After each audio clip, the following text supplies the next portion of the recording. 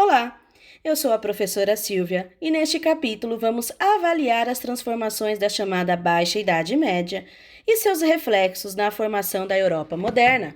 Então venham comigo. Como já estudamos no capítulo anterior, sabemos como era o dia a dia das pessoas durante toda a Alta Idade Média, no qual prevaleceu o sistema feudal de produção.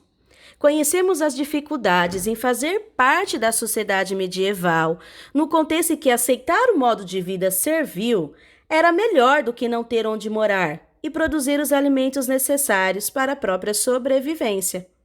Uma sociedade estamental que não permitia a possibilidade de mudanças sociais, principalmente para os servos e para os camponeses. No entanto, a partir do século XI, mudanças nas técnicas de produção agrícola, melhorias nas práticas higiênicas e a diminuição dos conflitos provocaram o crescimento demográfico. Assim, no cultivo e no plantio, que antes era feito com arado, pelo servo camponês unicamente de forma braçal, será somado a charrua, que diminuirá o tempo de cultivo e possibilitará a realização de outras tarefas.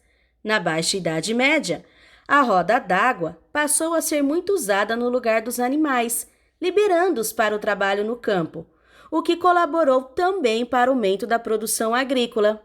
Com o aumento da produção, aprendendo princípios básicos de higiene, as pessoas começaram a se alimentar melhor e ficarem menos doentes. Trabalharam menos e, consequentemente, viviam mais. Coisas simples como tomar banho e lavar as mãos diminuíram a transmissão de agentes causadores de infecções e de doenças. No entanto, esse aumento populacional gerou uma crise. Mais pessoas passaram a dividir o mesmo espaço e os mesmos recursos. Assim, era necessário aos senhores feudais a conquista de novos territórios. Inicia-se assim as cruzadas, expedições em nome da cruz.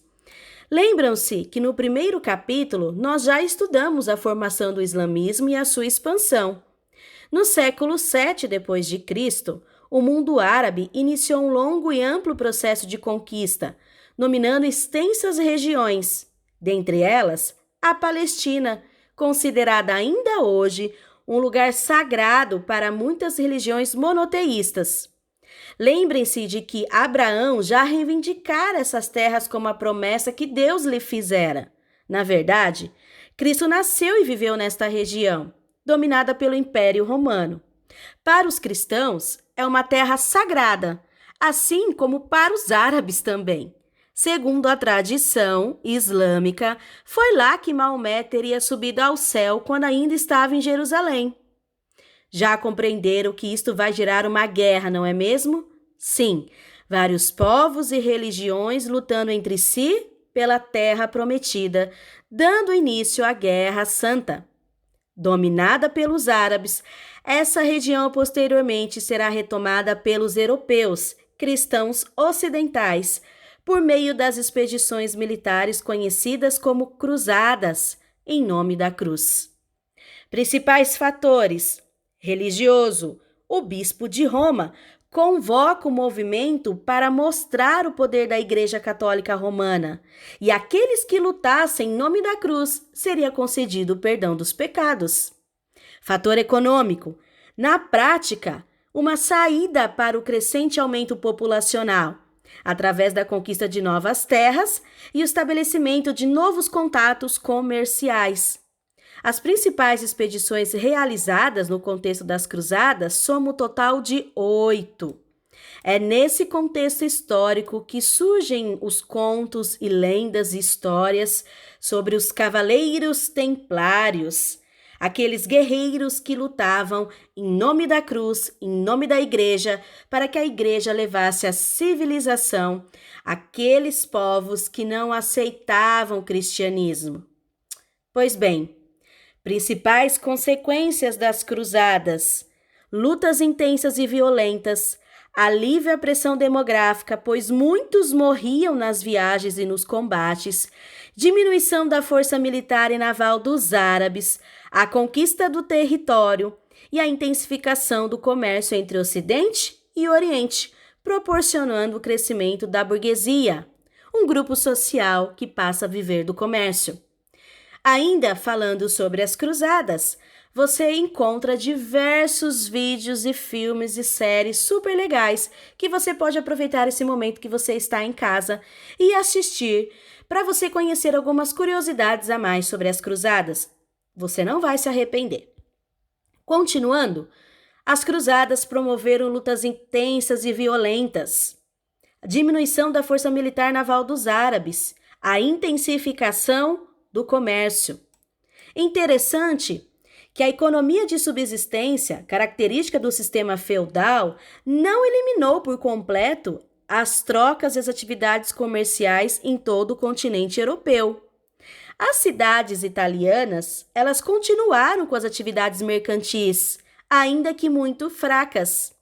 Os bárbaros já estavam deixando todo o território romano conquistado.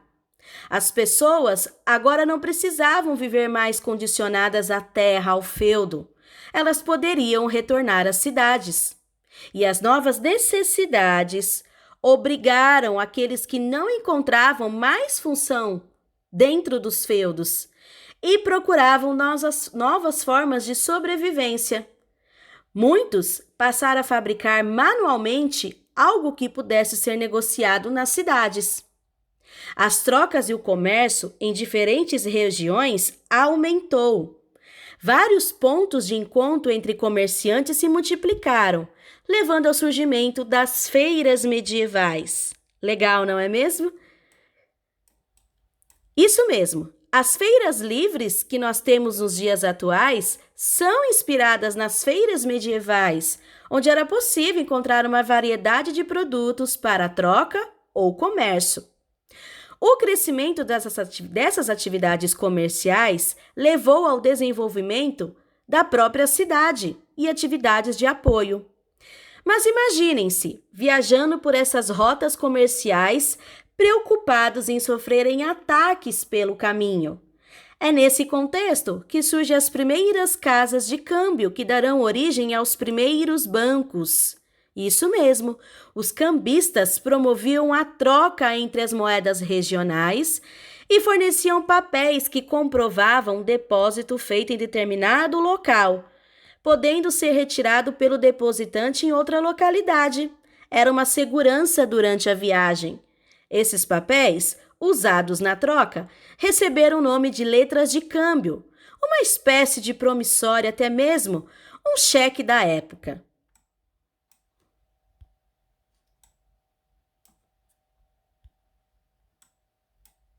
Todo esse dinamismo comercial levou à criação de novas atividades, como banqueiros que emprestavam dinheiro a juros e o aparecimento dos primeiros bancos. Legal, não é mesmo? Que povo criativo eram os medievos! Assim, surgiram associações de artesãos, associações comerciais e associações variadas. Como foi possível perceber, durante os quase 5 séculos da Baixa Idade Média, as atividades comerciais e produtivas se intensificaram continuamente, exigindo uma organização cada vez mais eficaz. Enfim, o comércio marcou o ressurgimento das cidades e o sistema capitalista, que viria a substituir o sistema feudal. E as cidades retomam a sua importância. As imagens mais comuns do mundo medieval são os grandes castelos e as magníficas catedrais, não é mesmo? Dificilmente alguém pensaria em uma cidade cheia de pessoas em casas, com feiras nas quais se trocavam, compravam e vendiam os mais variados produtos. Mas a verdade é que o desenvolvimento do comércio está diretamente relacionado ao desenvolvimento das cidades. Cidades como Paris, Roma, fundadas nos séculos antes da Idade Média, atravessaram todo o período medieval. Várias cidades italianas surgiram nesse contexto e cresceram nessa fase. A busca de liberdade nessas cidades geralmente ocorria de duas maneiras: por meio da força ou através da compra. As cidades que alcançavam liberdade por meio da compra de uma carta de franquia ficavam conhecidas como cidades francas. Nesses casos, a burguesia se juntava e pagava uma soma muito significativa ao senhor feudal, que concedia um documento liberando os habitantes do burgo e de qualquer obrigação feudal. Muitas cidades tiveram seu ponto de partida em pequenos burgos, palavra de origem germânica, locais fortificados ao redor dos castelos, onde se juntaram muitas pessoas em busca de novas oportunidades.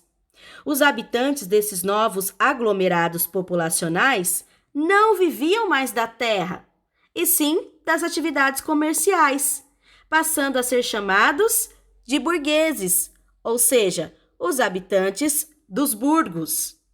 Nessas cidades, a administração cabia aos mais poderosos comerciantes. Mas poderia acontecer de alguma vez o senhor feudal não aceitar a proposta da burguesia, ou ela nem mesmo oferecer ao senhor feudal esta possibilidade. Nesses casos, a burguesia se organizava e patrocinava uma revolta populacional que promovia a busca da liberdade por meio da força. Quando esse era o caso, a cidade chamava-se cidade comuna. A crise do feudalismo e a passagem da era medieval para a era moderna é marcada pelo surgimento e consolidação de um importante grupo social, a burguesia, que nós acabamos de falar. Portanto, além de clero, nobreza e camponeses, a sociedade na Europa passou a ser composta pelos burgueses, ligados especialmente a atividades artesanais, comerciais e bancárias. A presença da classe burguesa alterou completamente a estrutura do sistema feudal e não demorou para que o novo grupo social passasse a lutar por mudanças ainda maiores. Mas esse é assunto para a nossa próxima aula. Eu aguardo por todos vocês.